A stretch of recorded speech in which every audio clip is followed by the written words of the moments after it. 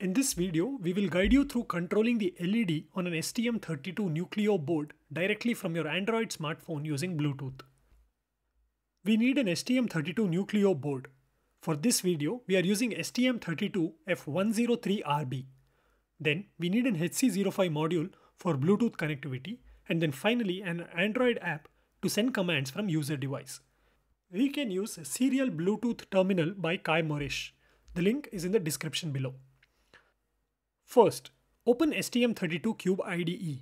I am using 1.16.0 version for this tutorial. Once open, go to File, New, STM32 project. It will then download all the necessary files if you are opening it for the first time. Head to the Board Selector tab and select the board that you are using.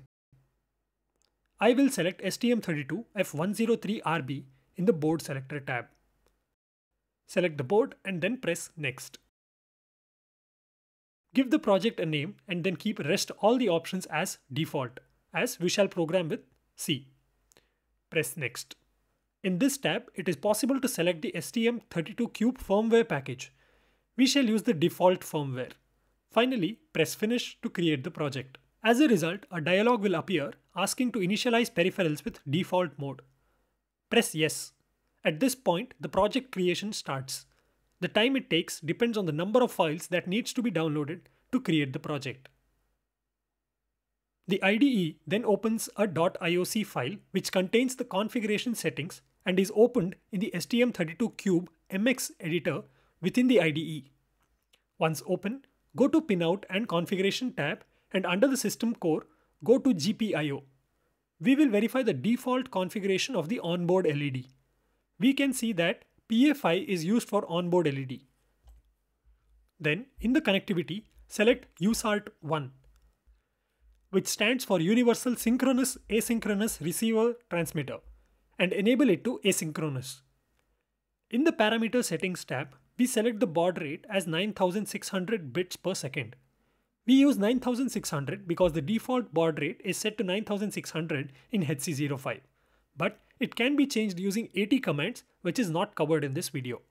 To understand how UART and baud rate work, please watch the video made by Electro Noobs mentioned in the description below. In the GPIO settings, we can see PA9 has been assigned to transmission and PA10 to receiving for USART. We will connect our HC05 module to these pins later. And then finally, head to the NVIC settings tab, which is Nested Vectored Interrupt Controller, and enable USART1 Global Interrupt. The NVIC manages all interrupt requests within the microcontroller.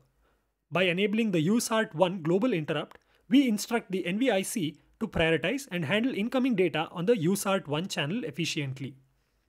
On the top, go to the Clock Configuration tab and first select HSE to be in the input clock. And then HCLK to 72 MHz. We can set the clock to different value based on the power consumption. Since we are building this project for demonstration and learning and don't have to worry about power consumption for application, we will use the maximum 72 MHz.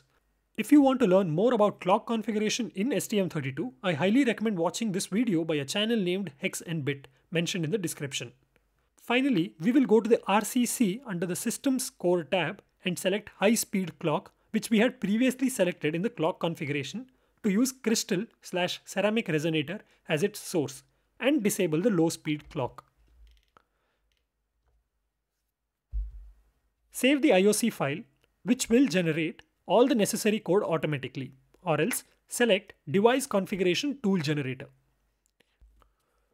Within the core folder, navigate to SRC folder. You can find main.c file. This C program file is now configured to all the settings we had selected in the .ioc file. To program our requirements of Bluetooth connectivity, we will declare a global variable of type UART handle type def HUART1, followed by unsigned integer 8 RX data. UART_handle type def structure contains the configuration parameter for the specified USART module, and RX data is to hold the data whenever STM32 receives an UART interrupt. We will then write HAL underscore UART underscore receive underscore IT to receive the data for the first time. This function is specifically designed to initiate interrupt-driven data reception for a UART peripheral. Ampersand H UART1 is the address we declared earlier. This variable holds configuration information for a specific UART peripheral on the STM32 chip, typically named USART in this case. Ampersand RxData is the address of a variable named RxData. By passing the address, the function knows where to store the received data. And then finally 1. This value specifies the number of bytes to be received before triggering the interrupt. Since we are only receiving the alphabet O or X, 1 byte will be enough. Alright, let's take a look at the next function. This function is called HAL underscore UART underscore receive completed callback, which gets called whenever the STM32 receives new data over Bluetooth connection.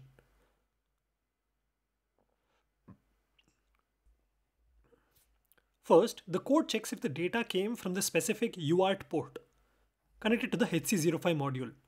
If it is from the HC05, the code then retrieves the received data and stores it in RxData variable. The code then checks the value of RxData. If it's 79, which maps to the alphabet O in ASCII table, the microcontroller turns the LED.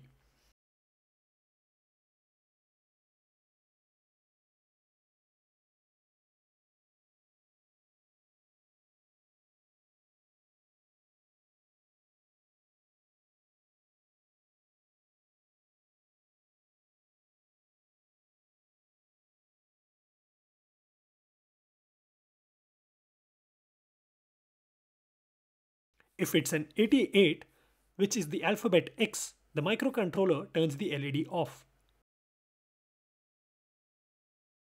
Finally, the code sets the system back up to listen for more incoming data over Bluetooth connection using the HAL underscore UART underscore receive underscore IT function, which we had used earlier as well. Now, let's build the project.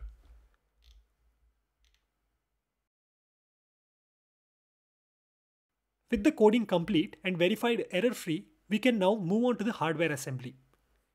Refer to the circuit diagram provided for the specific connection between STM32 board and the HC05 module.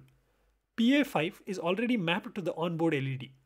PA9 is connected to the RX of HC05 and PA10 is connected to the TX of HC05. HC05 is then connected to 5V and ground from the STM32 board. After the connection, right-click on the project folder and select Run as STM32 C/C++ application. In the configuration pop-up, let everything be default as we are using the onboard ST link to load the program to our microcontroller.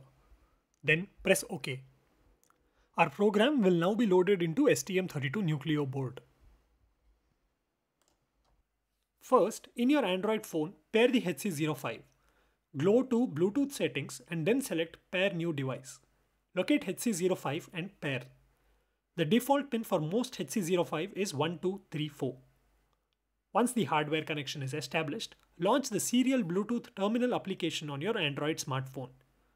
Locate the menu button on the application, typically found on the top left corner of the screen. Within the menu, navigate to the Devices section. Identify your HC05 module from the listed devices.